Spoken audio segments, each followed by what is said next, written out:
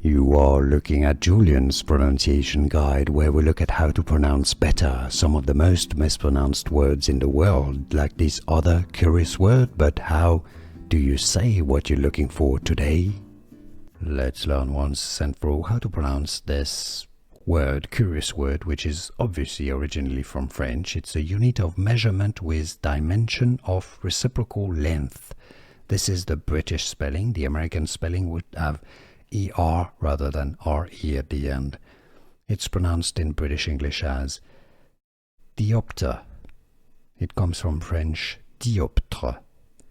Dioptre. Now the American pronunciation is as... Did I say dioptre? No. Dioptre is the English pronunciation from French dioptre, but in English dioptre, or American English diopter.